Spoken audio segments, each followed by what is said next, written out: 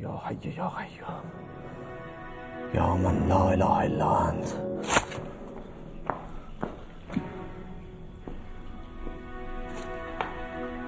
یه خبر داشتی؟ خبریه؟ چه خبری جز بیدادی داروغ و غم فرزند؟ کرش که شناهن گداخته است که به قلب سیدعلی میشینه. میدونم چی تو سرت. از ضمیر دل من بیش از خدا کی آگاه از سوداش مطلع. سربازای داروغ لاجونن بی بوته رخصت بدین به چند ضربت کار مرتفع میکنم. موافقم. بمون کنار مادرت باش. دخمه‌های اونجا رو میشناسم. قول و زنجیر از خودم خریدم. من نصبشون کردم. راه جا بلدم. خطره.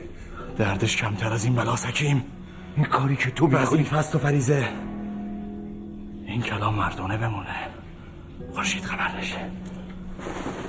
صبر کن.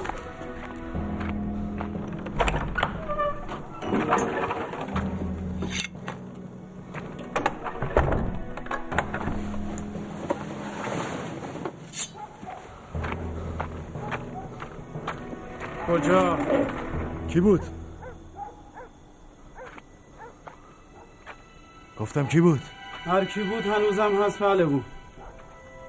هر کی بود رفیق نیمه راه نبود که بودش به بود تو و عشقش به کرم مرتضی علی بود و همش فدای دل خستت. ماهر بسته دنیا نیست پهلوون. سالاری تنم به قوت قدیم نیست. دل شیرتو خریدم. یا علی یا علی. بعد از این بزم خوش کیفوری لذت بخش بود عبدالغفور. میل دارم که اگه حاجتی داری برآورده کنم. هر حاجتی. هر حاجتی. راستش قصد کاشان کردن من پس از دیدار جناب حاکم یافتن فرزانه‌ای بود که شهرتش رو خارج از سرحدات شنیدم و به خوندن اوراقی شیفتش کاشان و مرد فرزانه نشنیده بودم. فرزانگان فراوانم گر به چشم میآید.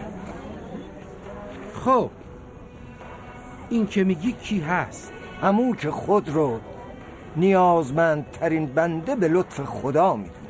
گویی تو این ولایت به لطف حاکم عادل خداوند اجرش رو بس نیکو داشته. الحق که نردبامی رفیع ساخته بر بلندای آسمان. نامش جمشید، پسر مسعود، ملقب به غیاث الدین. غیاث الدین؟ غیاث الدین؟ بله، غیاث الدین جمشید کاشانی. که خدا همیشه واسه این جماعت تنپرور میسوزه. ستاره باشی. طالعت گفته حاکم مهمونی داره سبک‌اختر از تو. طالب دیدار توه. این لشو و همین قول و زنجیر بیارینش وجود. ببین عبدالغفور، اونی که میطلبی هم سفره حرامیان و دست پرورده یاغی که نامش صفدره. برای اون جایی تو مجلس تجار نیست. چه جای تعجب جناب حاکم. این تجاری که من دارم میبینم خودشون طرارانی قهاره. اما اون رساله که من از غیاث الدین خوندم فخری رو به اون پایه نیست. اون در امر کواکب ملاحظات بدی داره.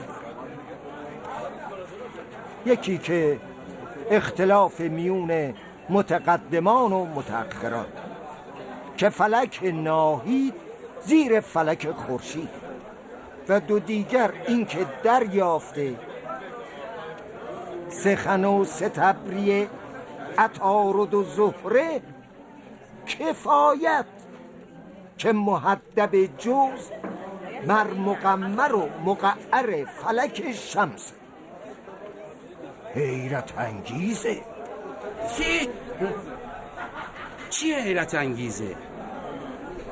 تو چی داری میگی؟ اینایی که میگی به چه کار تو میاد؟ این نیاز هر کاتبه به علوم خفیه. بس دیگه بس.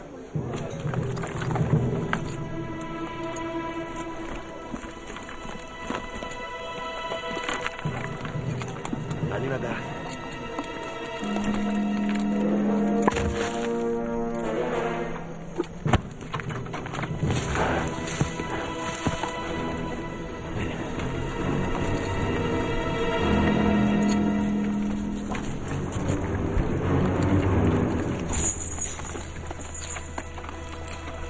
نگاه میکنم. برو دیگه.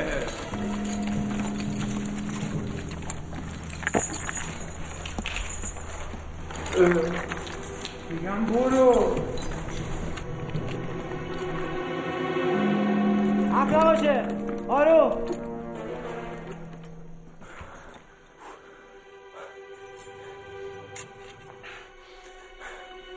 سرباز زندانی داریم.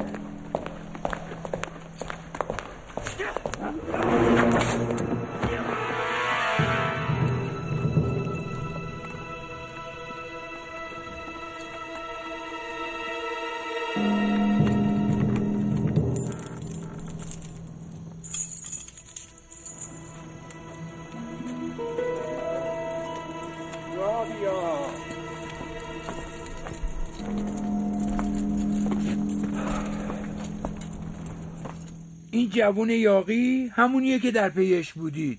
لابد اون اوراق رو در جوار دوستان یاغیش سیاه کرده یا با نیرنگ از ظریفی دزدیده. این نوشته توه؟ عرب میگه هازا من فضل ربی. در عنفوان جوانی و این اوراق اگه خودت به این مهم دست یازیده باشی بیشک شگرف جوهری داری. زبونش مثل کژدمه و تینتش چون خدنگ. نیک سیاحت کن که بیش از این جونش به کالبدش نمیمونه. جناب حاکم، شما که چنین رأفتی رو در حق این رعیت مبذول داشتین، اکرام خودتون رو تموم بکنین و به چاکر رخصت بدین تا در کنجی خلوت با این جوانک به مباحثه بپردازیم. خلوت؟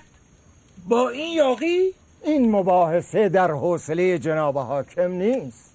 رساله سلم السما ظرافی داره که آبستن کلامه. از برابر چشمانم دور نرید. به دیده منت.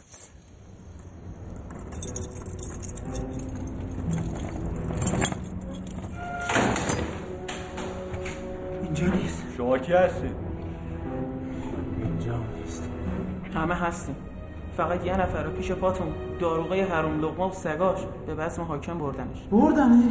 جوون سبک مغزیه، عاشق عدد و رقم. کی اونجاست؟ چه شجاعتی. تقویم قمر و ارزش رو مثل همون وقوع دو خسوفی که بطلمیوس در مجستی آورده محاسبه کرده. ارز قمر به دست اومد. و این حساب در ثلاثه اون چی؟ در معادله ثلاثه. اگر نگین مدعیه یه کسرایی دیدم اینجا هست. قبل از این در استخراج ارز قمر موقع همون دو خسوف بهش التفات نداشتم. احسنت.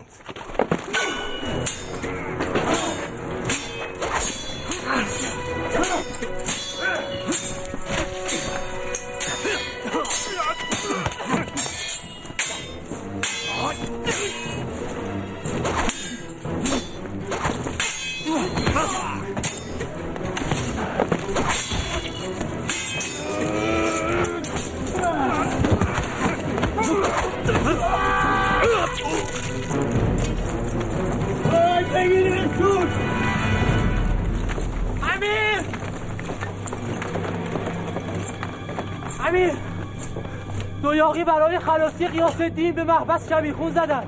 قرابالا رو اضافه کنی. دیالا دست به جنبونین. سر هر یاقی 10 سکه ثواب میدم. به جنبید.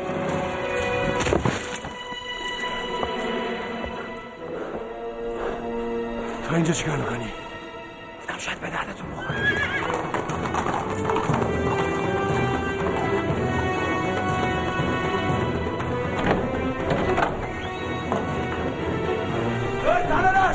حواست کجاست؟ شما 4 نفر از اون بر شما دنبال من بیاد. حرکت کن. الله این فنمون جون ما رو به حرکت میندازی روزگار سیاس بجا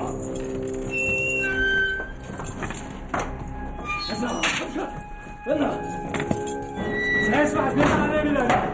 هیچ کس امشب وقت خوابیدن نداره.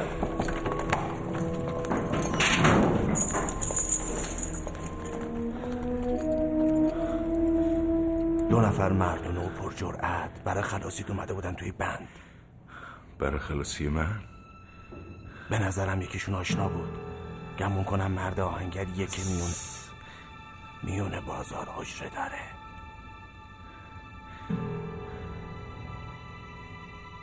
دیدید این چاکر ربس نمیگفت؟ حضور این من در دارالحکومه فتنه است. همون بهتر که سر از تنش جدا میکردم. البته هنوزم دیر نشده. اجازه بدین سراغ حکیم بفرستیم. نیازی نیست. اجازه بدین. چشمای عبدالغفور کور بشه که ولی نعمت خودشو مشوش ببینه. دمی بیاسایی. دستان عبدالغفور حرارت و آسایش رو به شما بر میگرد.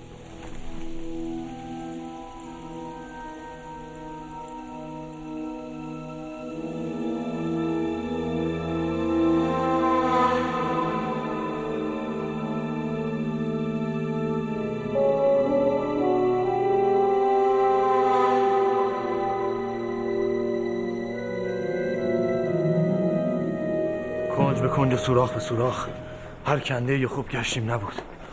بندیگون میگفتم به بزم حاکم بردنش. خب این که اتفاق خوبی نیست. این جماعت گاه عقوبت رعیت رو اسباب طرب مجالس خودشون میکنن. قصه این پسر منو کشت. رئیس کاگل و نمک لیمو افشاره کن و کمی عسل اضافه کن زود. به روی چشم آقا جان. نگاه به صورت این دختر بنداز. تا بدون این احوال که میگی آتیش به جونش میندازی. هر چی کردم برای اون کردم. سید تقصیری نداره. ملتفت حضورش نشده. تاب و توش و جان و نوش ازش رفته. توکل به خدا. اینطور نمیمونه. تدبیری میکنی.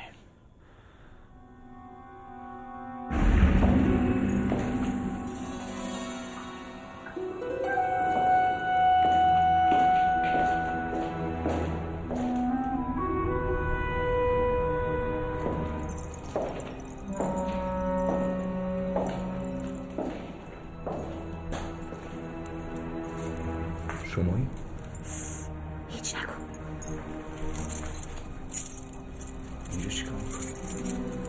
شاه کلید پدرمه. من و پدرم طالب توییم. اون چه میگم بیکم و کاز انجام میدی. 2 سوار بیرون ارگ در انتظارتن تا از کاشان خارج بشی. دست میگرده دکتر.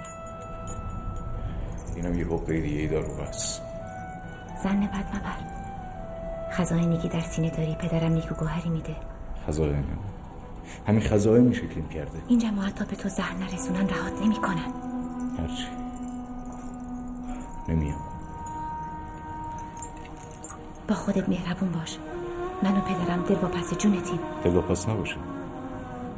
من تن به این حجمه نمیدم. ریاستی مطمئن باش آیبانو هیچ وقت این گنج رو رها نمیکنه.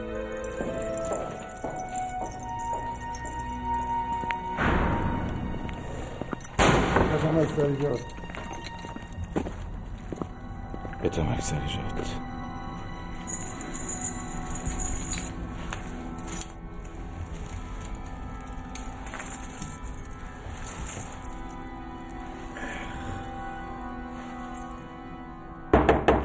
آقا جان سلام. آقا جان بیا داخل. مادر آقا جان بیان. چه خبره؟ از جمشید خبری آوردن. خاتون منو فرستاد تا خبری بدم، شاید تسلی خاطری باشه. خروج از دارالحکومه آسون نبود، وگرنه خودشون می اومدن. بنده نوازی خاتون مرهم دل ماست. دیشب حاکم مهمونی داشت، عبدالغفور نام. گویی سخت به فرزندتون علاقمند شده. بگمون خاتون چه بسا بتونه ضامن خلاصی جمشید بشه. ذکاوت خاتون مرهم دله. این فتح آخر داروغه اونو عزیز حاکم کرده، چشمش به دهانه اونه. فتح آخر داروغه؟ صفدر یاراشو ترک کرده و کنجی گرفته. صفدر دیگه به اون کسوت نیست. حاکم خبر داره؟ نه نمیدونه. کاش بگذارین آقازاده بیان خود به خاتون بگن. خدا را چه دیدی؟ شاید این کلام در دل سنگ حکومت اثر کنه. برم؟ حتما، درنگ نکن. اما پیغام خاتون فرمودن اگر حاکم شما را به دربار فرا خوند و خواسته ای عرضه کرد، حکیم استنکاف کنن و از هیچ چیز خوف نداشته باشن. حتما مصلحتی دونستن. بهشون پیغام بدید امرشون مطاع. از زودتر بریم. بله، خداحافظ. به سلامت.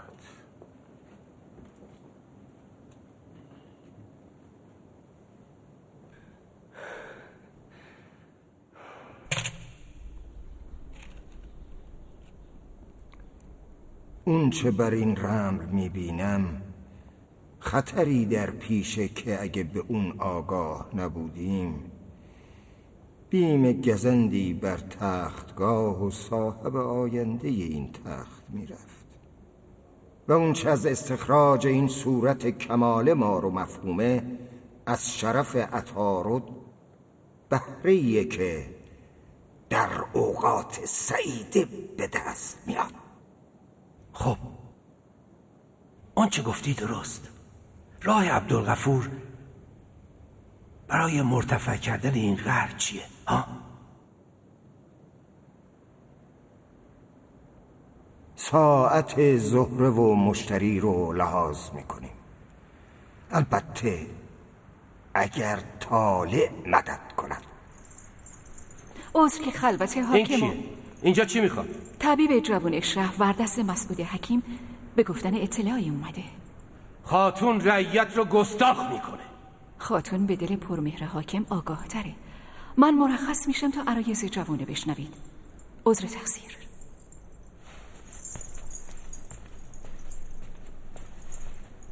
جسارت عرض. از اون جماعت خبر اومده که دست از رزم شستن و تیغ در نیام کردن. بر مرد سردستشون هم گویی هجرتی رخ داده. صفدر رو میگم. دیگه از اونا نه نشونی و نه نامی. البته حضرت حاکم باید بدونن همه اینا به مدد و کیاست غیاث الدین بوده. مطمئنی؟ با اطمینان کامل میگم. البته این که گفتی چیزی از گناه غیاث الدین کم نمیکنه. اگر این رو به فال نیک بگیریم باید رملی جدید بیندازیم تا خاطر حاکم منبسط بشه. پوزش میخوام حضرت حاکم. دختر جناب علامه رو دردی شدید فرا گرفته ناگفتنی. طالب پدرشونن.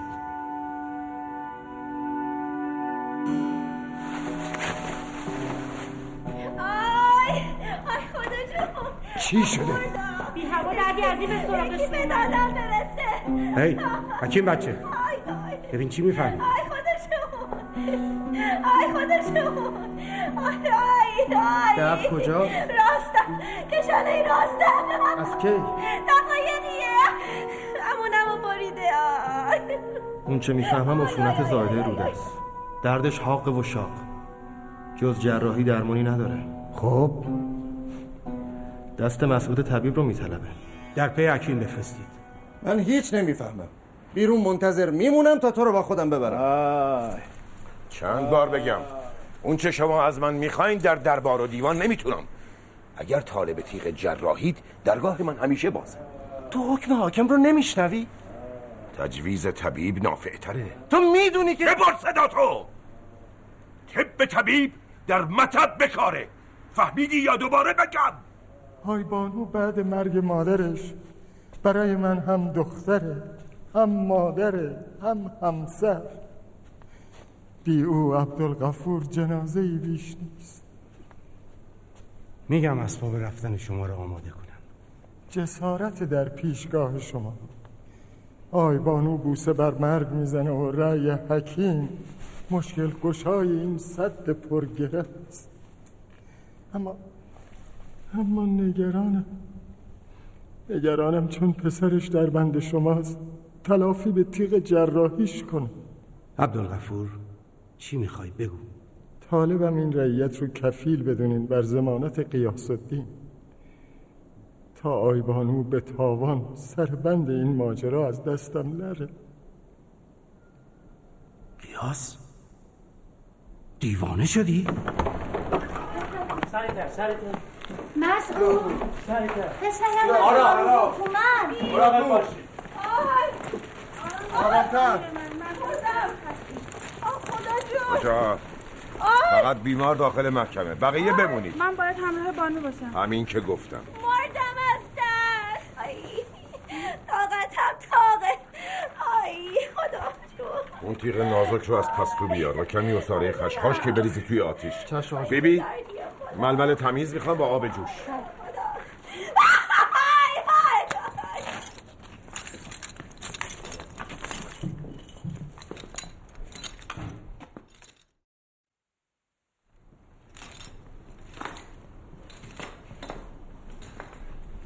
عبدالغفور این مجرم تا زمان معین از آن توست.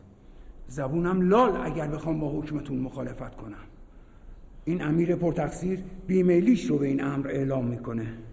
چون بیم اون دارم این حکمت نکبت کیاست بشه. بسه گستاخی هم حدی داره امیر.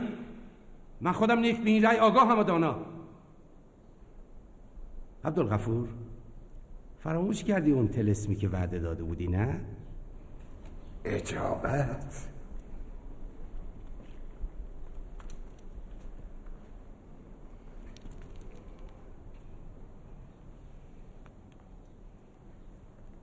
چه زشت و سنگینه. در عوض امرتو سبک میکنه.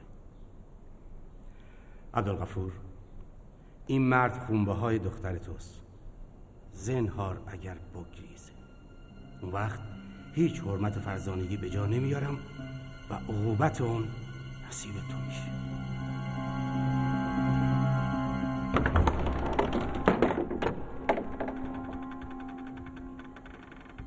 جمشید بابا، جمشید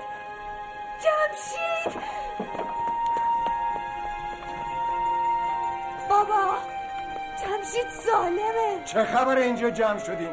همه بیرون. بله همون که گفتم. بیرون همه بیرون. سریعتر. جمشید خدایا شکرت. مادرت کجاست؟ ببینی چه به روز بچه‌ش آوردم. چه بلایی سرت اومده. خواهرت برات بمیره. چی کشیدی تو محبس؟ دورت بگردم. تا ابد منت دار لطف تو. به حق قسم هرچی از علم طبابت آموختم در درمان دختر تو به کار میگیرم. دیگه لازم نیست حکیم. تو چطور از جات بلند شدی؟ برای عبدالغفور غیر ممکن وجود نداره. این یه ترفند کودکانه بود برای خلاصی پسرت. مرحبا به این فراست. من و جمشید حرفای زیادی به هم داریم. دخترم تو تا مدتی از جماعت رخ بپوشون. گزمه های داروغه مثل شغال این اطراف پراکندن. چه در جفر جامعه، چه اون چیزی که تو میگی جفر سرخ، هرچی هست همه حروف و عدد. رقم در پی خود وجودی داره که موقعی نشستن در شبکه مکعب یا مربع افسون اون حرف رو تداعی میکنه. وقت همون چیزی میشه که باید؟ ببین، در پس اون ظرافتی هست که قدما بهش میگن اتصال. ولی بدون هرچی هست همه بسته به نفس تو، دم تو. پس ارقام چی؟ صرف رقومی که از ابجد به دست میاد اگه نتونی در تقسیم و تضعیف طوری در شبکه بذاری که اعداد توکلیه به دست بیاد، هیچ فایده ای نداره. من یه شیوه تضعیفی ساختم که شاید خطای قدما رو مثلا هوشیار گیلانی توی فی اصول الهند دیگه نداره، ولی بطن کلام شما رو نمیفهم. میدونی که هر ذکری رو موکلیه که معزون به انجام فعل ذکره و البته ذاکر طالبه.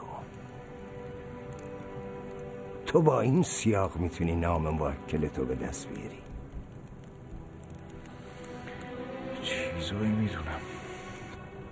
رقم ذکر رو به ابجد حساب میکنیم، درسته؟ بعد تقسیم بر 36، بعد یکانش جدا، دهگانش جدا، صدگانش هم جدا. وقت طابق ابجد اسم میذاریم، درسته؟ خوبه، خیلی خوبه. بعد حق داری اونو که به دست آوردی آخرش یه ایل اضافه میکنی، مثل سسایی. سسایی سسایی سسایی.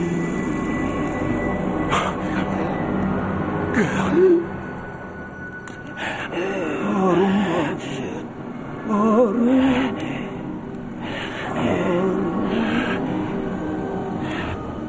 هیچی نیست، آروم باش. یه حالی شدم آقا. میدونم این بهای تواناییه. این چیزیه که تو وجودت ریشه میکنه و همیشه تو سیاهی مطلق و ژرفای دریا نگهت میداره و نمیذاره نفست بالا بیاد. ای وای، خسته شدم. شما از اینکه مدام به بحث و فحصید دلتون نمیگیره؟ لبی تر کنین، نفسی بکشین. او که هیچ، شما رو هم مثل خودش بسته‌ای کلام کرده. من چه کار به کار این دارم؟ داری؟ نداره؟ چی بگم؟ فعلا که دلشو بردی دیگه، نه خنده‌ای به من داره نه مهری. ای بی چشم رو، تو میدونی که همه جون منی. من که گمون نمی کنم. چقدر ساکتی؟ در قل و زنجیر فصیح سخن میگفتی. درد محبس زبون آدمو باز میکنه. آزادی نطق گشاده نمیکنه. صبر کنین من میرم تا شما به مجادله حبس و فتح خودتون بپردازید. آخه نداره. به خدا قسم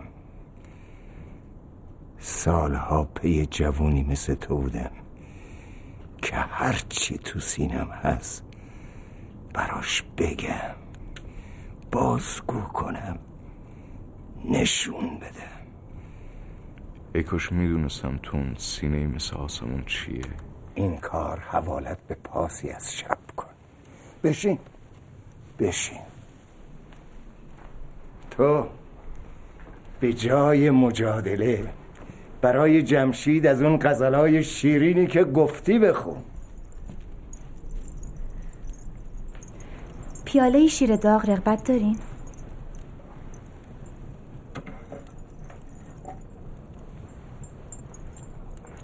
شرم شما به حدیه که انگار تا به حال با دختری هم کلام نشدی. دختر نمیدونم، شاید حکم باطن بوده یا نداشتن مجال. راستش دلبری آسمون مجال هیچ نگاهی به جمشید نداد. پس یکم سربزیر شو، منجم باشی.